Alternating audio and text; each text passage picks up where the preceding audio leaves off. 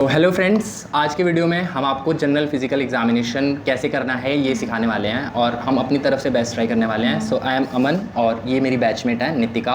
हम दोनों आपको बिल्कुल अच्छे से स्टेप वाइज सिखाएंगे कि कैसे जब भी कोई पेशेंट आपकी ओपीडी में वॉक इन करता है या फिर आपके पास चेकअप करवाने के लिए आता है तो आपको उसका जनरल फिजिकल एग्जामिनेशन करना है। देखो, सिस्टमिक एग्जामिनेशन तो एक इंटीग्रल पार्ट है ही जो हमें आना चाहिए, बट वो स्पेसिफिक केसेस के अंदर देखा जाता है। बट जनरल फिजिकल एग्जामिनेशन हमें हर केस में करना ही करना चाहिए। तो आज हम जनरल फिजिकल एग्जामिनेशन के पहले स्टेप से शुरू करके बिल्कुल लास्ट तक जाने वाले हैं कि कैसे एक पेशेंट को आपको एग्जामिन करना है जो भी आपकी ओपीडी के अंदर वॉक इन कर रहा है। तो इसी के साथ हम पहले स्टेप से स्टार्ट करते हैं। हमारा पहला स्टेप होता है कि पेशेंट के अंदर पैलर चेक करना।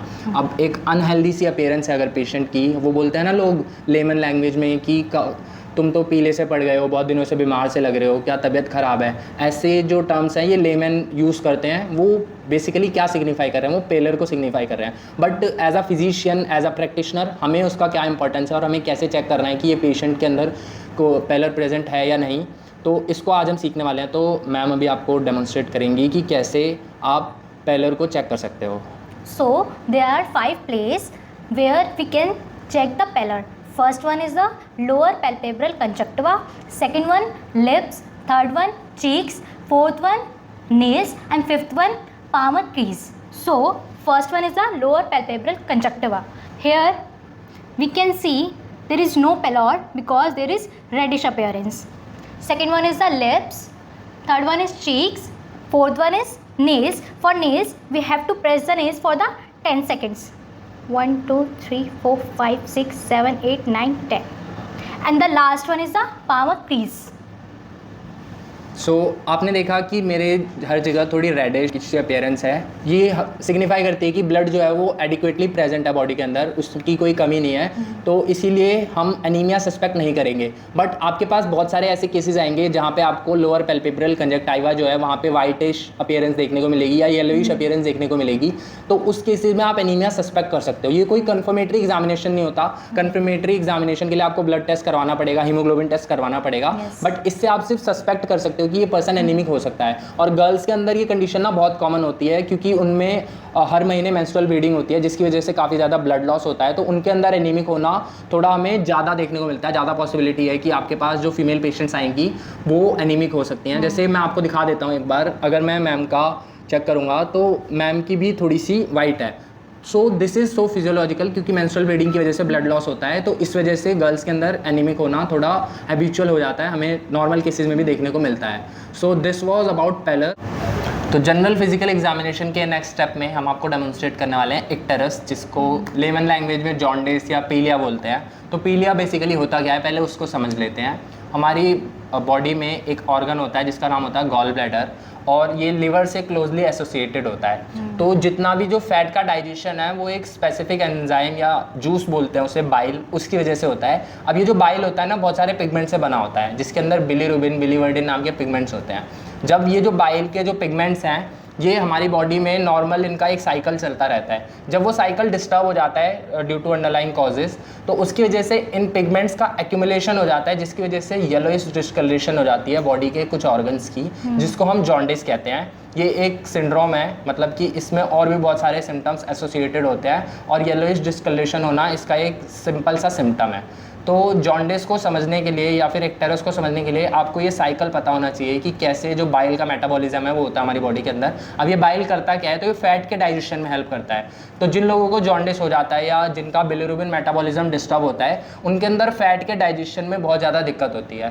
तो ये इसका क्लिनिकल सिग्निफिकेंस था। अब ये जो इक्टेरस है इसको कहाँ कहाँ डेमोन्स्ट्रेट करते हैं, आपने ना बहुत लोगों से सुना होगा कि पीलिया हो गया है। तो पीलिया को सबसे पहले चेक करते हैं तो आइज़ में चेक करते हैं। अभी मैम आपको बताएंगी कि इसको कैसे डेमोन्स्ट्रेट करना है। उसके अलावा और भी कई साइट्स होती है जहाँ पे आप इक्टेरस या फिर जॉन्डिस को चेक कर सकते हो।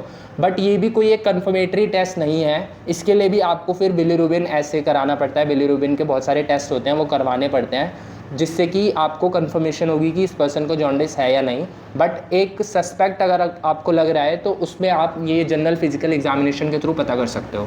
सो मैम अभी आपको बताएंगी कि कौन कौन सी साइट्स हैं जहाँ पे आप इक्टेरस का पता कर सकते हो। First one is the sclera, नीचे देखना है। Second one is the ear lobule. Third one is nails. Fourth one is nose And the last one, which is very important for the icterus, under surface of the tongue. So yes. So ma'am ने यहाँ पे देखा कि अगर यहाँ पे इन जगहों पे येलोइश डिस्कलरेशन प्रेजेंट हो तो हम बोलते हैं इस पर्सन के अंदर इक्टेरस प्रेजेंट है। और ये बेसिकली सबसे पहले स्क्लेरा में क्यों जाता है, तो स्क्लेरा में एक प्रोटीन होता है इलास्टिन प्रोटीन, जिसकी सबसे ज़्यादा हाईएस्ट एफिनिटी होती है बिलिरुबिन के लिए। तो सबसे पहले जो बिलिरुबिन पिगमेंट की अगर एक्यूमुलेशन होती है तो वो वहीं पे जाके एक्यूमुलेट होना शुरू होता है। तो इसीलिए सबसे पहले हम स्क्लेरा को चेक करते हैं for icterus. So this was all about icterus. उसका हमने आपको क्लिनिकल सिग्निफिकेंस बताया और वो साइट्स बताई जहाँ पे आप इक्टेरस को चेक कर सकते हो। जनरल फिजिकल एग्जामिनेशन के नेक्स्ट स्टेप में हम आपको दिखाने वाले हैं कि आप साइनोसिस कैसे चेक कर सकते हो पेशेंट के अंदर। बट साइनोसिस का क्लिनिकल इंपॉर्टेंस पता होना आपको बहुत ज़रूरी है। साइनोसिस बेसिकली होता क्या है, जब हमारे ब्लड के अंदर डीऑक्सीजनेटेड हीमोग्लोबिन का लेवल बढ़ जाता है तो उसकी वजह से स्किन और बाकी साइड्स की ब्लूइश डिस्कलरेशन हो जाती है, टंग की ब्लूइश डिस्कलरेशन हो जाती है, जिसको हम साइनोसिस कहते हैं। ये दो टाइप का होता है। एक होता है पेरिफेरल साइनोसिस, अगर ब्लड के अंदर डीऑक्सीजनेटेड हीमोग्लोबिन का लेवल 5 मिलीग्राम पर डेसीलीटर से ज़्यादा हो रहा है तो हम उसको बोलते हैं पेरिफेरल साइनोसिस। उसकी वजह से डिस्कलरेशन होने लग जाएगी ब्लूइश। और अगर लंग्स के अंदर जो इनएडिक्वेट ऑक्सीजनेशन हो रहा है हीमोग्लोबिन का तो उसकी वजह से होता है सेंट्रल साइनोसिस, जो कि हम टंग पे देखते हैं और उसको हम बोलते हैं सेंट्रल साइनोसिस।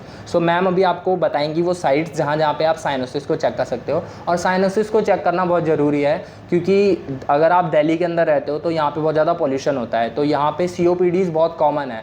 और एक COPD होता है क्रॉनिक ब्रोंकाइटिस, जिसके अंदर हमें देखने को मिलता है कि पर्सन जो होते हैं उनकी इनएडिक्वेट ऑक्सीजनेशन की वजह से जो बॉडी होती है वो थोड़ी ब्लूइश सी होती है, उनको हम इसीलिए ब्लू ब्लॉटर्स भी कहते हैं।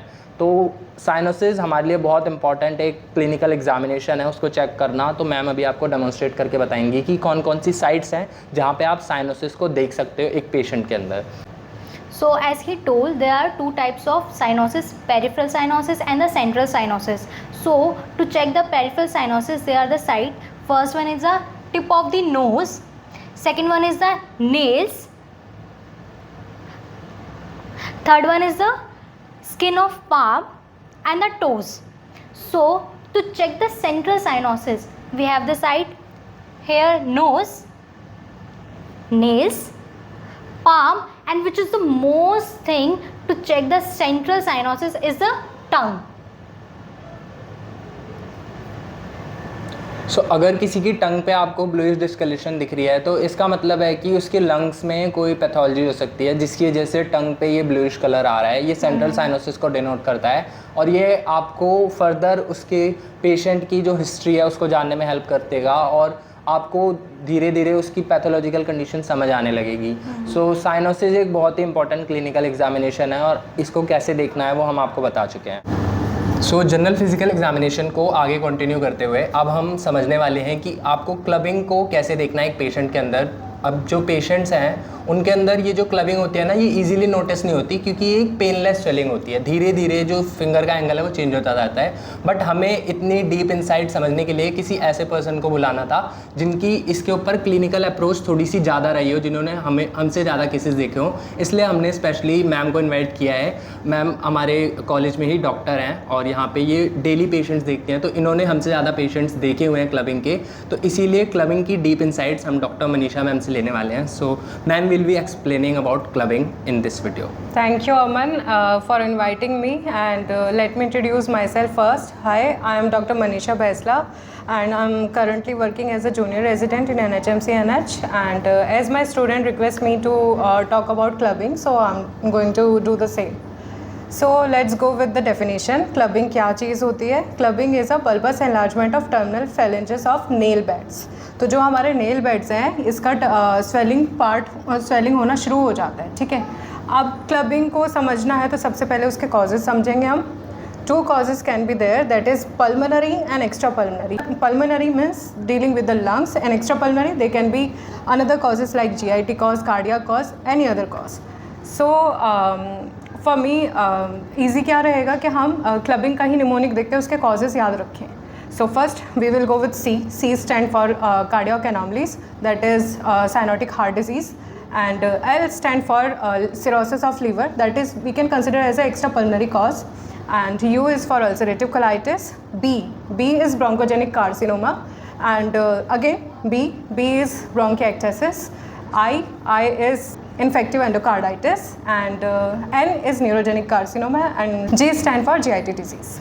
We have already talked about the pneumonic, but उसमें अभी हम एक और कॉज ऐड करेंगे कि कभी कभी क्लबिंग जो होता है वो जेनेटिक भी हो सकती है और रेडियोपैथिक हो सकती है, ठीक है। ज़रूरी नहीं है हमेशा उसमें पल्मनरी एक्स्ट्रा पल्मनरी कॉज मिले, बट कभी कभी ये जेनेटिक भी हो सकती है। तो ma'am can you please tell us something about the grades of clubbing, क्योंकि हमें पता है कि इसके ग्रेड्स होते हैं, तो उस हिसाब से कैसे एनालाइज करना है क्लबिंग को, एक बार आप उसके बारे में हमें बता दीजिए। Grading of clubbing are as following. There are 4 type of grading. First is the nail bed become very soft. Second is there is obliteration of angle of nail bed, that is commonly 160 degree.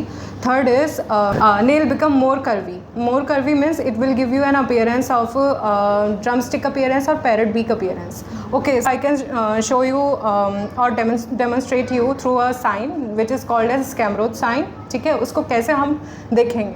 We will ask the patient to make the angle like this. If there is a space between the angle nail bed of 2 thumbs, तो अगर ये space बना हुआ है तो उसको हम बोलेंगे Schamroth sign. Schamroth sign means diamond shape appearance, ठीक है। तो जो हमारा एंगल बनेगा वो डायमंड शेप होगा। अगर ये प्रेजेंट है तो मतलब क्लबिंग इज़ नॉट प्रेजेंट, और अगर ये ऑब्लिटरेट होता जा रहा है और ये हमारा नेल बेड जो है और कर्वी होता जा रहा है and giving a appearance of drum stick और पैरेट बीक अपीयरेंस जैसा दे रहा है, तो then the clubbing is present. But causes है, मैंने पहले ही डिस्क्राइब कर दिया आपको, तो कॉजेज़ पे डिपेंड करता है कौन सा टाइप ऑफ डिसीज़ हम इसमें देख सकते हैं। Fourth is when swelling of nail bed और subcutaneous tissue is in all dimension. Again you will find the same finding, that is parrot beak appearance और drumstick appearance. So हम इसके बारे में एक डिफरेंशियल डायग्नोसिस की बात करेंगे. डिफरेंशियल डायग्नोसिस का बात इसलिए करना है क्योंकि नॉर्मली क्लबिंग जो होता है हमारा पेनलेस स्वेलिंग होती है, लेकिन इस केस में ये पेनफुल होगी and the condition disease condition is known as hypertrophic osteoarthropathy. You can read about this in details. So thank you Aman for this opportunity. So thank you ma'am, आपने हमें इतनी डीप इंसाइट्स दी और hope आप सबको clear हो गया होगा कि क्लबिंग क्या होती है. और क्लबिंग जनरल फिजिकल एग्जामिनेशन का एक बहुत इंटीग्रल पार्ट होता है और ये बहुत इंपॉर्टेंट है कि आपको समझ आना चाहिए कि स्कैमरोथ जो एंगल मैम ने अभी भी बताया इसको कैसे डेमोन्स्ट्रेट करना है, क्योंकि मैंने बहुत सारे केसेस खुद भी देखे हैं. अब तक मैं भी बहुत केसेस में गलत तरीके से इसको डेमोन्स्ट्रेट करता था, बट एक्चुअली आपको कैसे वो डायमंड एंगल दिखेगा वो समझ आना चाहिए और तभी आप अच्छे से क्लबिंग को डेमोन्स्ट्रेट कर पाओगे, एक पेशेंट के अंदर एनालाइज कर पाओगे कि प्रेजेंट है या नहीं. सो this was all about general physical examination, और ऐसे ही मैं बहुत सारे मेडिकल इंसाइट्स के वीडियोस लाता रहूँगा जिसमें आपको नई नई चीज़ें सीखने को मिलेंगी. सो अगर आपको वीडियो अच्छा लगा then do like share and subscribe.